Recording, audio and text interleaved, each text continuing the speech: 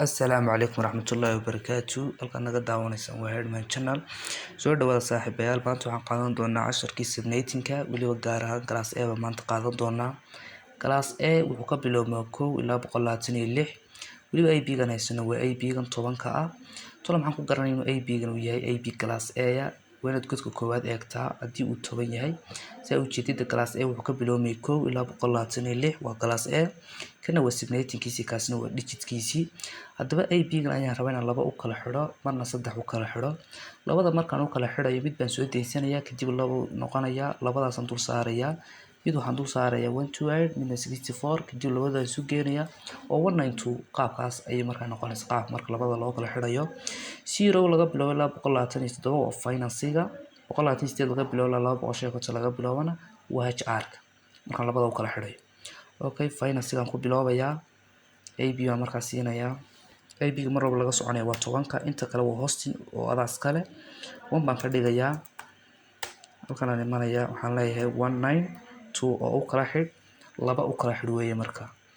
okay, computerkiisa labada financigan imanayaa, isagana waxaan leeyahay 10.2.0.0 waxaan u sheegayaa in laba loo kala xidhayo 192.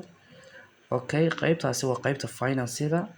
haddii imaado qaybta HR-ka, iyaga waxaan ka bilaabaya 128, waxaan leeyahay 10 oo kala wada socdo 130 ka dhig, inta kale 0 ka dhig. halkan waxaan leeyahay inaan u sheego in laba loo kala xidhayo 192. okay, computerkiisa labaad ee HR-ka iman doonaa, waxaan siinayaa 10 oo kala wada socdo iyo 31 00. haddii aad 255 halkaas zeroyada aad ku buuxsatidna dhib male. halkan aad imanaysaa, waad u sheegaysaa waxaad leedahay 192 oo ah in laba loo kala xidhayo. haddaba qaabkaasi waa qaabka labada lagu kala xidho. imanka bal aynu eegno, HR-ka iyo financigu waa filed oo ma wada hadli karaan, laakiin financigu way wada hadli karaan oo waa successful. HR-kuna iyaguna way wada hadli karaan, saa halkan kaaga muuqataa. qaabkaas waa qaabka labada loo kala xidho. saddex markaad doonaysa inaad u kala xidhidna, labada aad saa u kala xidhay un badana aad qayb ka mid ah laba kale usii kala xidhaysa, sida halkan oo kale. marka hore haddii ay finance iyo HR ahaayeen, haddana HR-ka waan sii kala xidhnay oo nidhi 191 ku joogaa, 192 laga qaadi ilaa 250 waa saliska. okay, saliska iyaga waxay ka bilowmayaa 192 ay uga bilowmaysaa. isagana markaa siiyo, waxaan siinayaa 10 oo kala wada socdo ah iyo 200, inta kalena 0 ku camiro ama 255 ba. halkaas wax uu sheegi maayo, saasaan kaga soo baxayaa.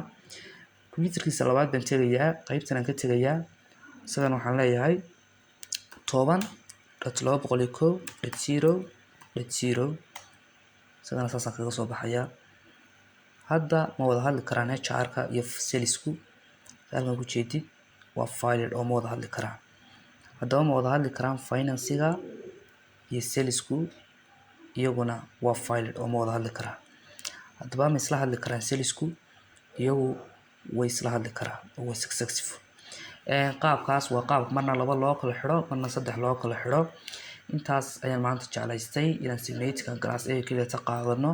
casharka xiga class B ayaan qaadan doonaa. amaane Allah.